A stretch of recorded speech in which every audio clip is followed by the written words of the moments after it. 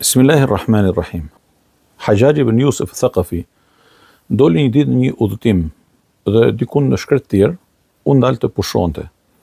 I tha njërit prej ushtarëve të tij që të vendose drekën dhe i la porosi që të gjente në një prej nomadëve dhe ta sjellte në Tyres për të ngrënë së bashku. Nuk kaloi shumë dhe lajmëtari solli një nomad në Tyresën e Hajjajit. I tha: "Mirë se ke ardhë, ulu edhe dreko me mua." I tha: "Më vjen keq, por jam përgjigjur ftesës të dikujt më të mirë se ti që më ka ftu." I tha: "Po kush është ai që është më i mirë se unë?" I tha: "Allahu. Jam përgjigjur ftesës së tij për të agjëruar këtë ditë nafile." I tha: "Po prishe këtë ditë dhe zëvendësoje nesër dhe ulu dhe ha me mua." I tha: "A më jep ti garanci që unë e mbrit të nesërmen?" I tha: "Jo." I tha: "Atëherë përse merr mi supe, çfarë nuk është në dorën tënde?" Heshti Hajjaji. I tha: "Po ulu edhe ha me mua, se ky është ushqim shumë i shijshëm." I tha: "Shijen nuk ja ke dhënë ti, as kuzhinjeri jot.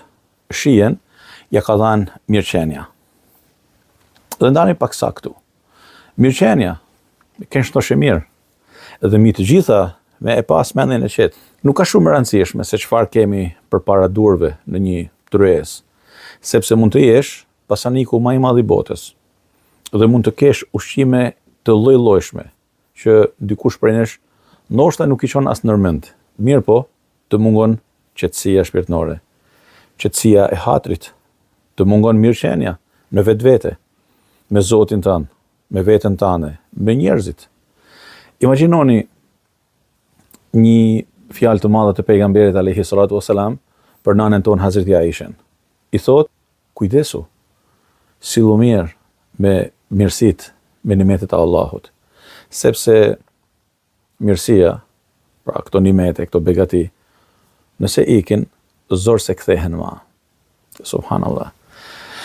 Dhe sa herë na ndodh që në bashkëbisedimet tona të përditshme me njëri tjetrin, shpesh dikush thotë dhe tregon nostalgjinë e ushqimeve apo të shijes së shumë ushqimeve që sot nuk janë më. Po, ato janë në formë, po janë përmajtje. Allahu Azza wa Jall kur na thotë që shejtani është armiku juaj, prandaj konsiderojeni si armik. Ne shpesh herë vendosim idenë e shejtanit thjesht si një forcë e errët, prej të cilit duhet kërkojmë mbrojtje vetëm kur bim për të fjet, apo me thanë thjesht a'udhu billahi minash shaitanir rajim. Por harrojmë se shejtani është në përditshmërinë tonë. Është edhe në mënyrën se si ne komunikojmë dhe si edhemi me mirësitë e Allahut në përditshmërinë tonë. Dhe me thanë, a nuk është prej shejtanit deformimi i jetës sonë, shpërfytyrimi i mirësive të Allahut Azza wa Jall. A nuk dëgjojmë çdo ditë për produkte që dikur shiteshin me të madhe. Edhe sot njerëzit janë të mahnitur nga emrat e firmave të mëdha perëndimore. Kjo, ajo.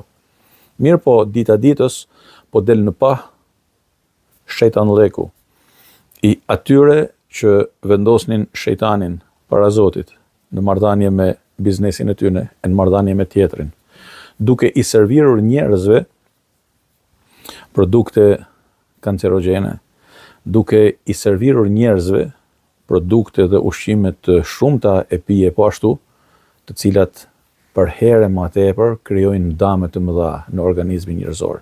Mirë po çfarë ka ndodhur?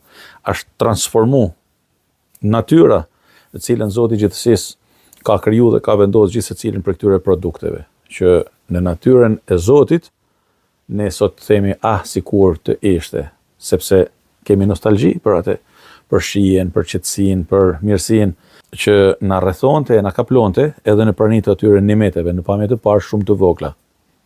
Sot ku janë? Thuaj se nuk ekzistojnë më. Pse? Sepse e kemi prish jetën.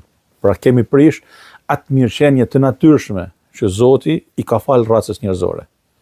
Prandaj kur e kujtoj këtë ngjarje të Hajjajit me nomadin agjërues, nuk më bie ndërmend thjesht agjërimi apo përkushtimi i njeriut edhe në një ditë me vap, në një ditë shumë të vështirë.